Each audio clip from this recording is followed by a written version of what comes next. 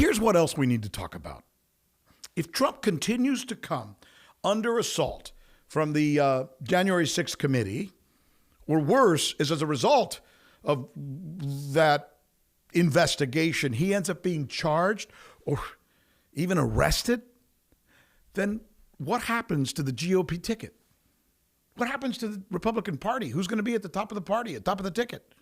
Well, according to several editorials, including a prominent editorial in the St. Louis Post-Dispatch written by Lynn Schmidt, she is writing that Vice President Mike Pence and Wyoming Representative Liz Cheney might just be the thing that saves the Republican Party and our republic. Those are her words, by the way, not mine. She's saying that. And it's a prominent editorial that's being picked up all over the country now. That she's saying the future of the Republican Party depends on Pence and Cheney, Pence president, Cheney vice president, running in the next election in the Republican presidential primaries. Think about that for a minute. Think about that for a minute. Now, as far as Pence goes, this is obviously happening because he has officially distanced himself from Donald Trump. In fact, here at the Federalist Society is where he did it. This week, that President Trump said I had the right to overturn the election. But President Trump is wrong. I had no right to overturn the election. The presidency belongs to the American people and the American people alone. And frankly, there is no idea more un-American than the notion that any one person could choose the American president. That did not go over well with Trump loyalists, as you might imagine. I was just on a very popular podcast. It's called Valuetainment, the Valuetainment podcast with Patrick Ben-David. You've probably seen him. It gets a lot of play and it's got a lot of followers. Here is how, when I was on that show, the Patrick and his team reacted when I suggested that some are now talking about a potential Pence-Cheney ticket.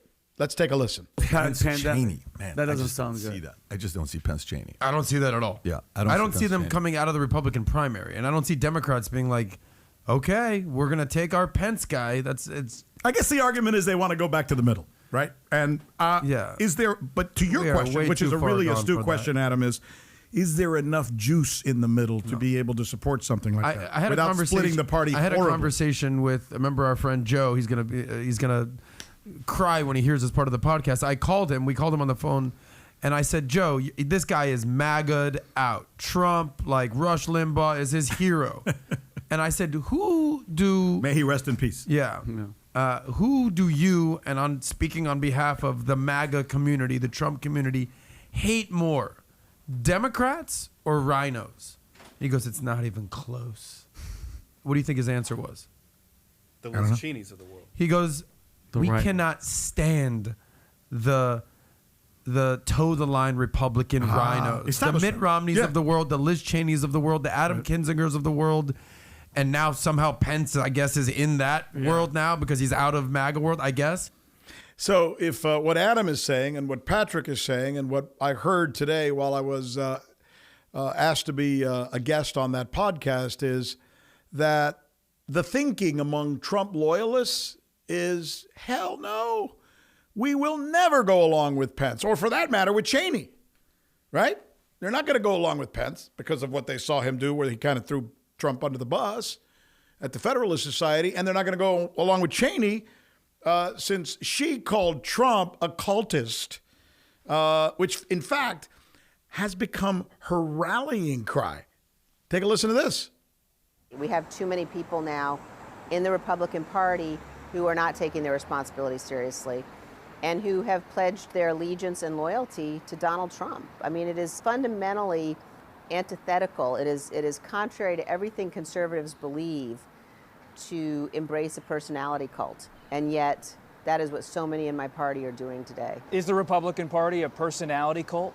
I think that large segments of it have certainly become that. A cult? Yeah. I mean, I think there is absolutely a cult of personality around Donald Trump. Here's the thing, and this is where I like to spell it out as it is. I like to spell it out as a Latino. If you go back and listen to some of the podcasts that I've done, you'll see that I don't necessarily swing from the left or from the right. I have a tendency to call them as I see them, right? And in this case, I'm here to tell you that the establishment may not like Cheney or may like Cheney because she stood up to Trump. But I guarantee you there's enough people in this country who will not accept Cheney for a different reason. You know, those that will not accept Liz Cheney, it has to do with somebody else. Somebody out there who's listening to this podcast right now who is tired of endless wars in this country. And here's what I mean. Liz Cheney is not just a hawk. If she runs on the ticket as a vice president, she's going to play a major part, right? Her ideology, her background, her family. She's not just a hawk, she's a super hawk. I mean, if there's a war, she's going to say, yeah, let's go in. Let's go. Her family has gotten rich, as we know. We can't hide this. This is not MSNBC. We're not going to pretend we never saw this or heard this, right? Her family, her dad, obviously, has gotten rich from wars that are completely unnecessary. Are voters going to not remember that her father is worth hundreds and hundreds of millions of dollars because he lied us into a war in Iraq and that he happened to be on the board of Halliburton? Ran the company prior to becoming vice president. First time in the history of our country that somebody has gone from being a military contractor to running the country, essentially, and pushing us into a war, the Iraq War. And then most people would argue you also mismanaged the war in Afghanistan. See, I don't think we can forget to talk about those things. Those things are going to come up. That stuff's important. Only if CNN and MSNBC and others in the corporate media help them do so, help them not remember, which is exactly what, by the way, they always do. You know, if you watch MSNBC, if you watch CNN, they don't seem to care how many people you were responsible for killing in Iraq or Yemen or Afghanistan or Libya, as long as you go on their air and you say you hate Donald Trump.